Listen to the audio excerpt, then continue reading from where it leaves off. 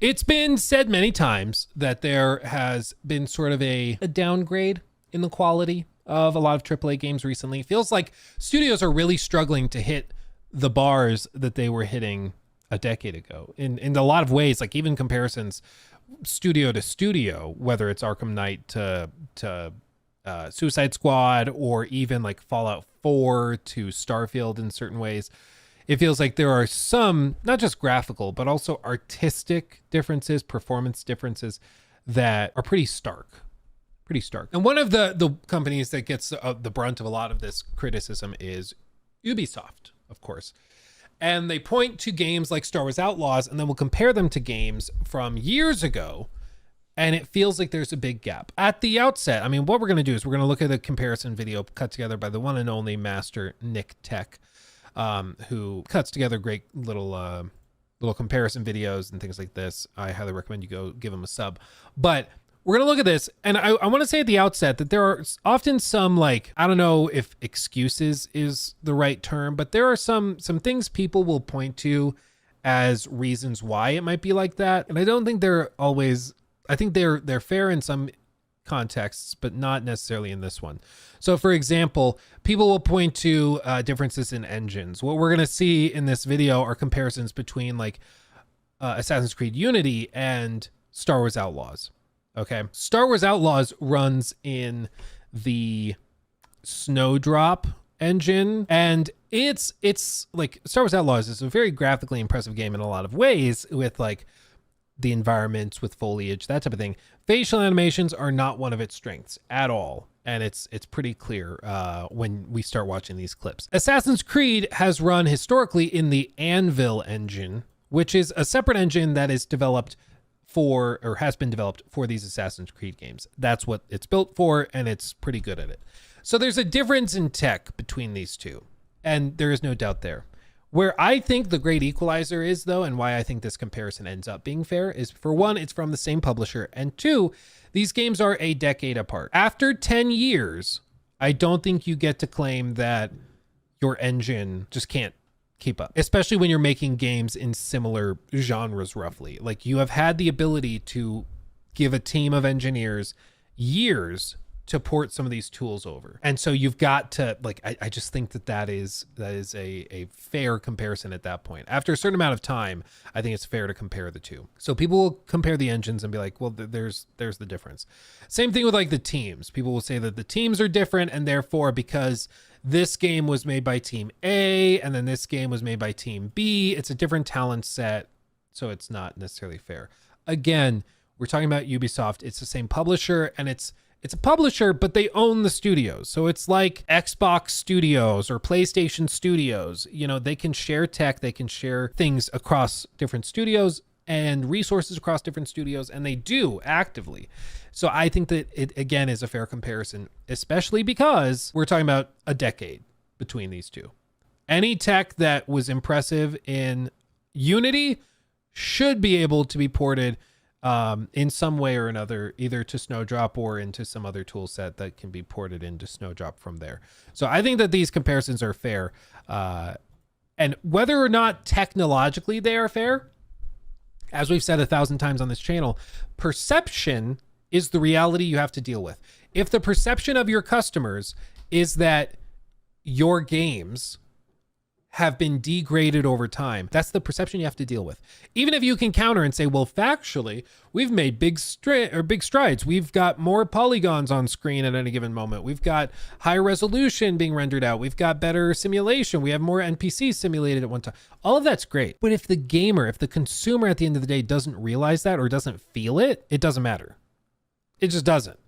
If I'm playing a game that's a big open world game and you tell me, well, we have 50,000 NPCs simulating their daily routines right now in the game while you're playing. 50,000 NPCs are simulated going around the world, doing their daily activities, going to shops, going to their jobs, whatever. That's all cool. But if you tell me that they live in an underground city and I can't see them, it doesn't mean anything. It effectively is like that's not happening. Even if it is, even if factually something really impressive is happening, it doesn't matter if, as the consumer, as the person that bought the game, as the gamer, it doesn't matter if I don't feel it, if it doesn't have an impact on me. Because again, my perception is the reality that you have to deal with. And in this case, the reality, the perception is that Ubisoft has downgraded a lot of these different technologies that they had figured out years ago. Even if there are legitimate excuses or legitimate reasons for it, the perception is that major downgrades have been made, which makes it all the easier to justify sitting on these games and waiting for deep sales. Because why would you pay top dollar for something that feels like a downgrade from something 10 years ago? What's an off-worlder like you doing here? I'm looking for Silo Rovac. Why? You Empire? No. I heard she can rig my speeder. CeeLo left. We don't know where she is. Can't believe you're still protecting her after what she did. Well, I'm not. She's living cliffside, near Jaunters Hope. Not great. Now, can you still enjoy a game that has really rigid facial animations? Absolutely. I enjoy a lot of it. I mean, I just was talking earlier in the stream how my front runner for Game of the Year is Metaphor ReFantazio. That game, facial animations, never heard of it. It's basically a PS3 engine that was used for Persona 5 that's being used for that game even today. And so it like basically doesn't have facial animations.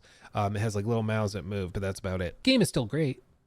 The game is still amazing. But again, when you are able to compare it to other things that this same company has done, and it's so much worse, it feels really, really, really bad. It also helps that Metaphor is phenomenal in many, many ways, but Got it. John does hope. it's the dead eyes, man. No targets unreachable. Out of the way. Move.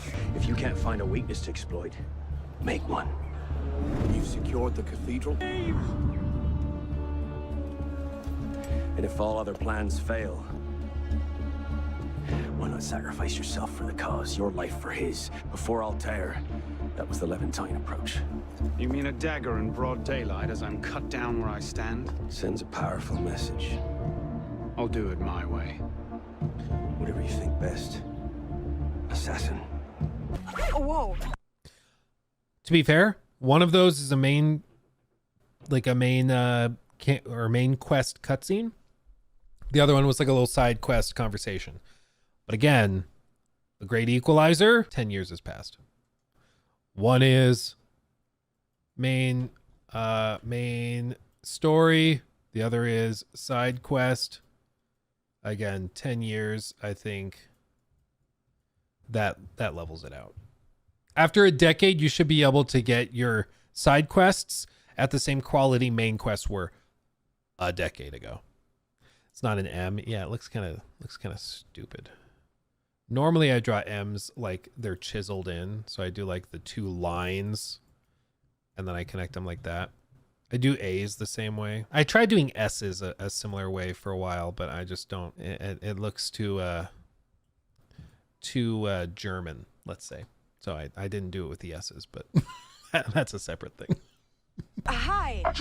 Yeah, I need to get in.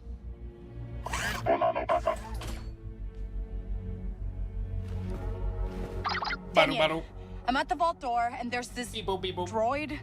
You've met the TT-8L. Good. Password is Grandio Cha. Of course it is. Hey, come back. I know you're in there. Grandio Cha. Hello? Again, it's so inconsistent. There'll be some shots within a single cutscene. We're like, oh, that's not bad. It's not great, but it's not bad. And then the next shot is, it's very inconsistent. They're all true. We've got to go. You'll get paid once we're safe. You have our word. Wait, nobody move. You either pay me now, or just pay me. We're the Rebel Alliance. So? Windows closing.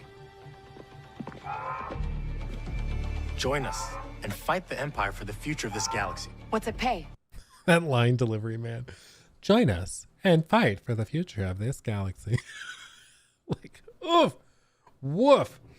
The difference in quality is due to crunch. So, without a doubt, the game is not as polished as it should have been. But there are certain technological gaps with Star Wars Outlaws that I think are are not easy to overcome. Or to be more clear, I think there are certain things that they just could not do in Outlaws that they did in previous games because they just didn't have the ability to do it. There was not the tool to pull it off. There was not the tool to do it. So these like really high quality motion captured cutscenes with the facial capture and everything, that just apparently is not really a thing in this Snowdrop engine. With something like Avatar Frontiers of Pandora, which this same studio did just last year with the same engine and everything. With that game, they could kind of get away with it because they're Na'vi. You know, they're like big blue Smurfs that it's okay if their faces are a little stiff because you don't really know what a Smurf is supposed to look like when they're talking. With a human, though, you know what they're supposed to look like.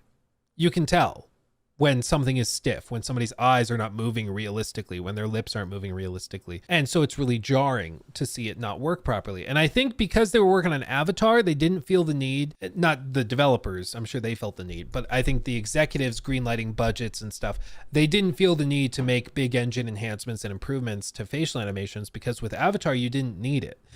With Star Wars, you definitely did, but again, it takes me back to that call, the emergency sort of investor call that they had after delaying Shadows, where Yves Guillemot said that there were, I think it was in the memo actually that leaked after, he said that they wanted to iron out for Shadows some of the frictions. I think he called it small frictions that they used to polish out after the game launched, but now they needed to polish them out before the game launched.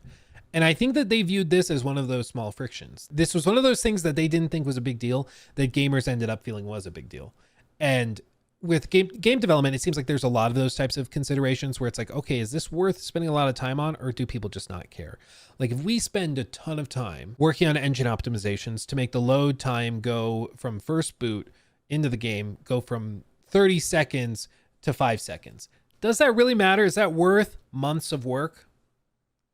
Probably not. So they don't bother with it. And with this, like, do we need to overhaul the facial animation system to make it way better? Probably doesn't matter that much. And I think that that's the mistake that they made, is expectations are at the very least maintained from what you previously did. Even if it was from a different team within your company, even if it was in a different franchise, even if it was with a different engine, the expectation is that you can at least deliver the same quality level. And I think that that was not appreciated. We don't have time for this. Vinny, wait!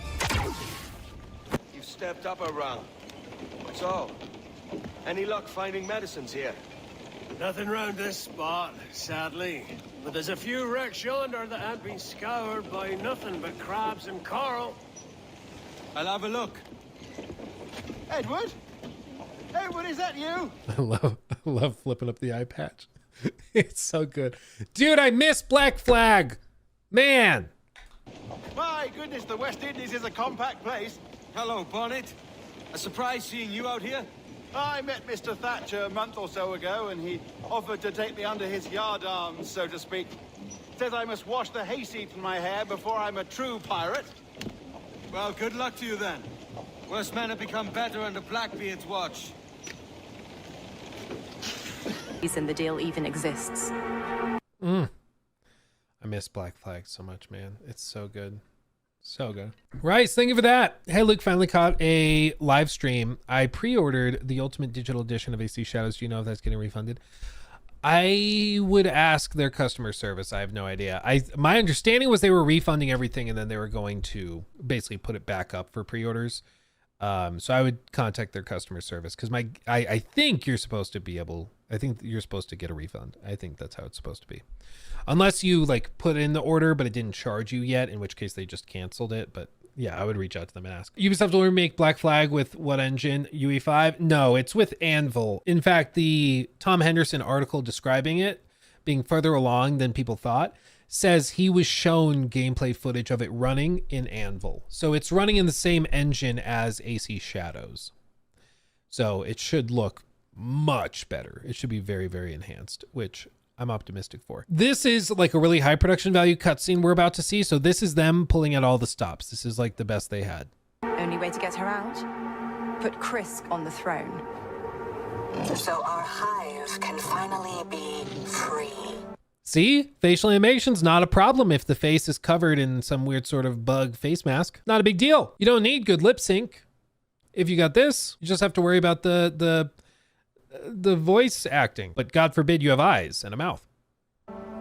And why are you here? Same reason you are.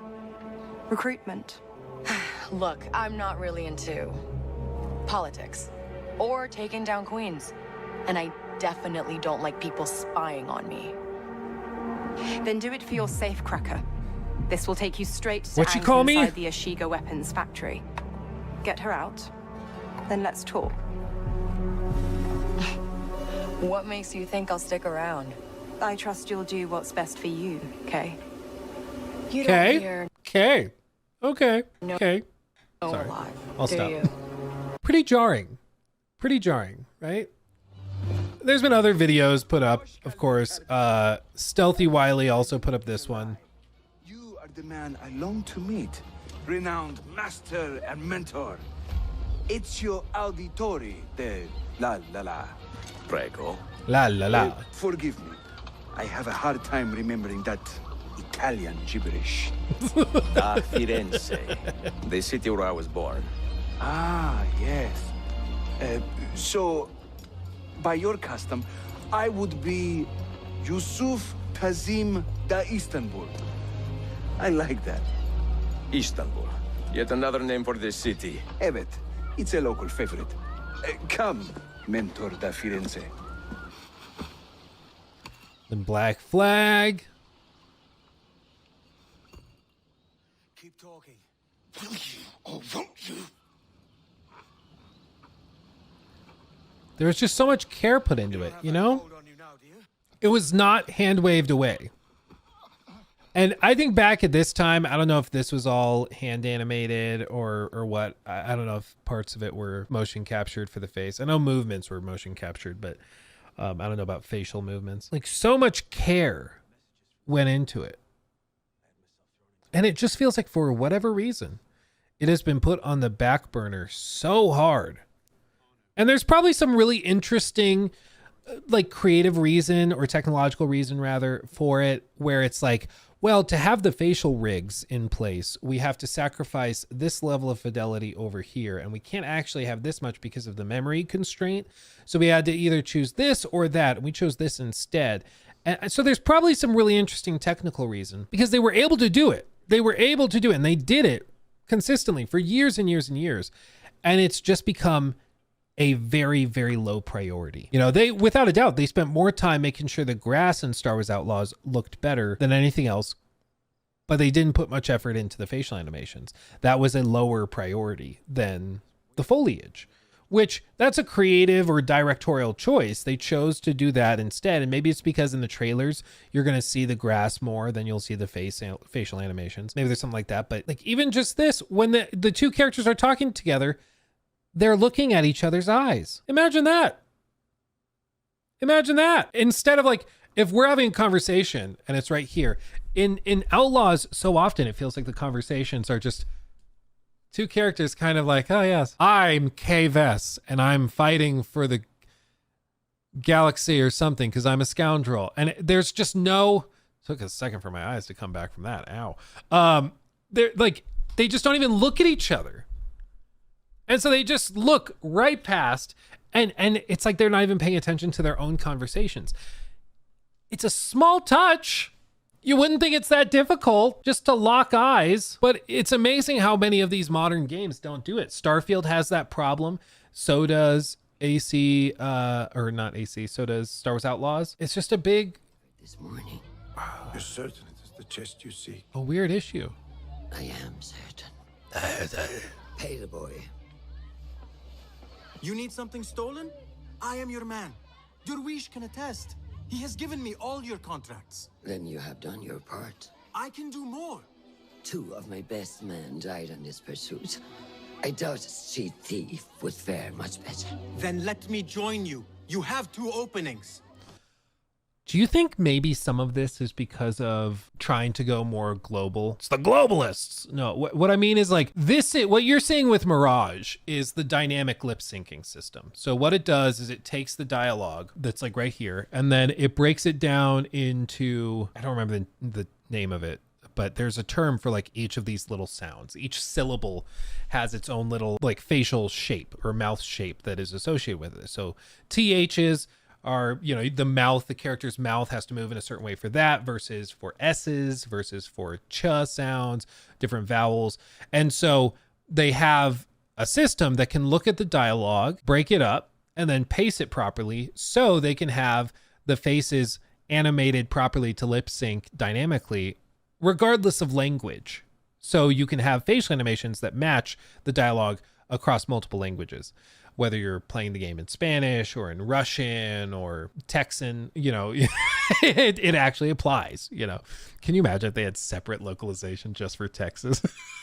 That'd be great. Anyway, but I wonder if this is a reflection of that. They're like, we want the game to be easier to localize, and we don't want people to feel like they're playing just an English game. And so if they speak any other language, that therefore they aren't getting proper facial animations. But I guess, did anybody in chat, did you play like Black Flag in a different language? Surely somebody in here tried it with a different voiceover. I imagine the cutscenes, the characters' mouths move in line with the English lip dub or lip sync, whatever, but the dialogue plays out in the language you selected. But it feels like they did not want to sacrifice that, so they redid this so that the lip sync would always be the same in the cutscenes. But that means that there's no facial capture for the cutscenes. It's all just, the dynamic stuff. So it syncs realistically to the language that you chose. I don't know. Maybe that's part of it.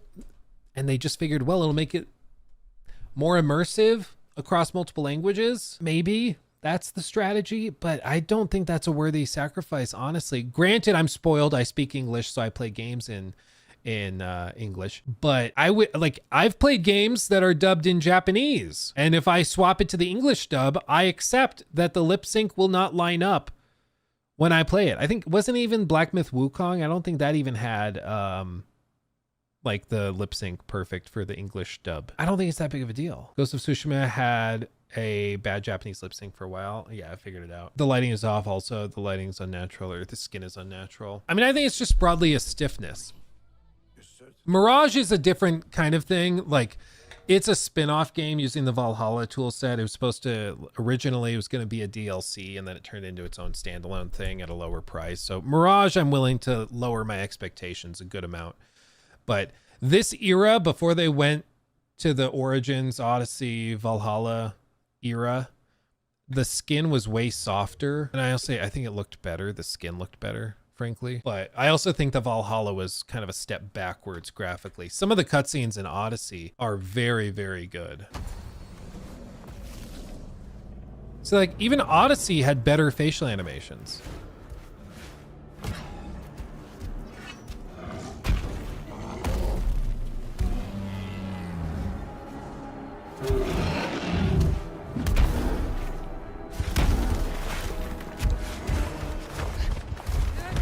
Malaka!